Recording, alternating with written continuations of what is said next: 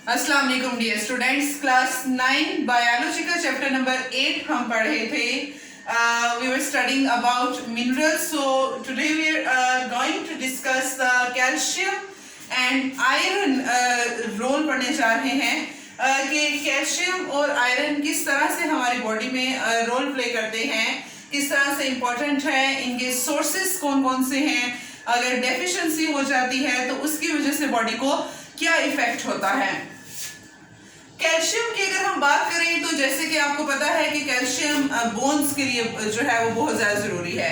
हमारे बोन्स हैं, हमारे टीथ हैं, उनकी मेंटेनेंस के लिए, उनकी डेवलपमेंट के लिए कैल्शियम जो है वो बहुत इंपॉर्टेंट रोल प्ले करता है कि हम दूध पीते हैं ताकि हमारी बोन्स जो है वो स्ट्रॉन्ग हो, वो कैल्शियम की वजह से, क्योंकि कैल्शियम एक ऐसा मिनरल है जो मिल्क में पाया जाता है।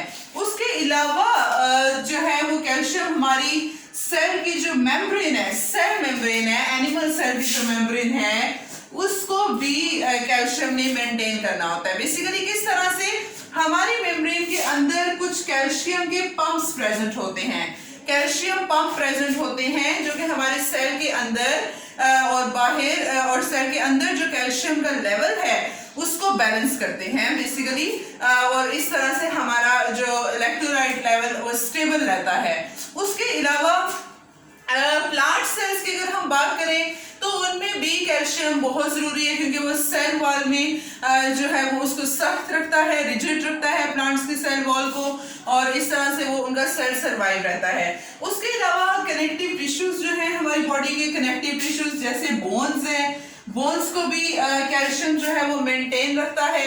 आपको पता है कि बोन्स और टीथ की मेंटेनेंस इंपॉर्टेंट फंक्शन है, तो कनेक्टिव टिश्यूज को भी मेंटेन करता है। उसके अलावा हमारी बॉडी में बहुत सारे एंजाइम्स हैं, स्पेशली हमारी जो इलेक्ट्रॉन ट्रांसपोर्ट चेन है उसमें जो एंजाइम्स हैं बहुत सारे जो सेलुलर एनर्जी प्रोडक्शन कर रहे हैं, उनमें भी कैल्शियम जो है उन एंजाइम्स को भी एक्टिवेट करता है। तो इस तरह से कैल्शियम रोल प्ले करता है। और अगर हम सोर्सेस की बात करें कि कैल्शियम हमें कहाँ से मिल सकता है, तो एक तो मिल्क सोर्स है जो कि हम सबको पता है। उसके अलावा कैल्शियम हमें कैबेज से मिलता है, बंद गोभी जिसको हम कह रहे हैं, चीज है, योक है, एग योक जो अंडे की जर्दी है, that is also the source of calcium. Beans, nuts वगैरह हैं, वहां से हमें कैल्शियम जो है वो मिल रहा है।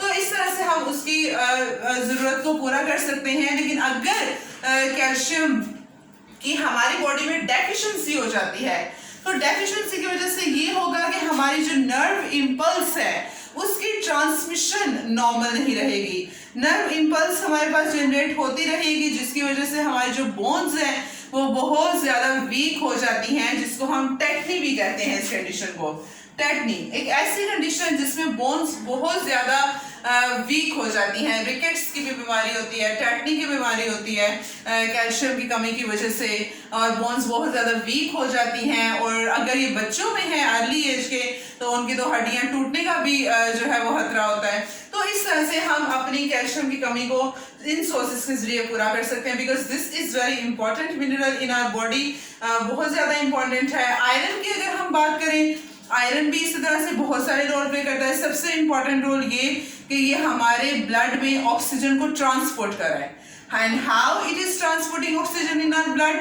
इस तरह से कि हमारे ब्लड में जो मेन प्रोटीन पाई जाती है जिसको हम कहते हैं हीमोग्लोबिन,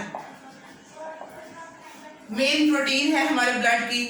उसके अलावा जो हमारे मसल्स में प्रोटीन पाई जाती है जिसको हम कहते हैं मायोग्लोबिन, मसल सेल्स में।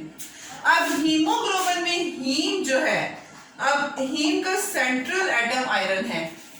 आयरन अगर नहीं होगा, हीमोग्लोबिन का काम क्या है, ये ब्लड ट्रांसपोर्टिंग प्रोटीन है, ऑक्सीजन ट्रांसपोर्टिंग है, कि इसने हमारे ब्लड में ऑक्सीजन को ट्रांसपोर्ट करना होता है, मिक्सअप करना होता है, स्टोर करना होता है।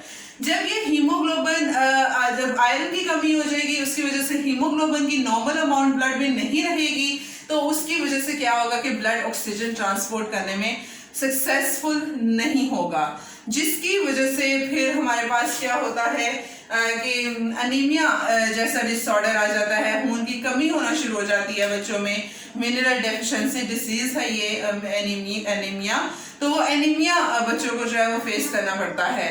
तो वो फिर यही होता है कि हम आयरन ज़्यादा से ज़्यादा लें, इस मिनरल को in the form of food लें, in the form of medicine ले रहे हैं, तो फिर वो दे के तो उनको एनीमिया से रिकवर किया जाता है।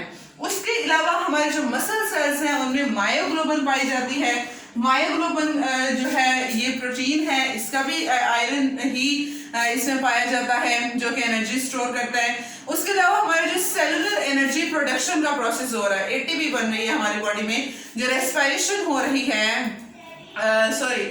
रेस्पिरेशन हो रही है, तो उस दौरान इलेक्ट्रॉन ट्रांसपोर्ट चेन जो है, जो पूरा प्रोसेस हो रहा है, उसमें हमारे पास एज एन बहुत सारे जो कोफैक्टर्स हैं, ऐसे कॉम्प्लेक्सेस हैं जो आयरन के बने हुए हैं, तो आयरन उनमें भी हेल्प आउट करता है। उसके अलावा अगर हम देखें आयरन का रोल, तो ये एज अ कोफैक्टर तो एक्ट कर रहा है, बहुत सारे एंजाइम्स को एक्टिव कर रहा है, और साथ ही साथ हमारा जो इम्यून फंक्शन है, बीमारियों से लड़ने का जो सिस्टम है, उसको भी आयरन उसमें भी अपना बहुत इंपॉर्टेंट रोल प्ले करता है। कि अगर आयरन की कमी हो जाती है, इसकी डेफिशिएंसी हो जाती है, तो मैंने आपको बताया it can lead to anaemia. Anaemia जैसे बीमारी खतरनाक भी है, तो वो इस वजह से हो सकती है आयरन की कमी की वजह से।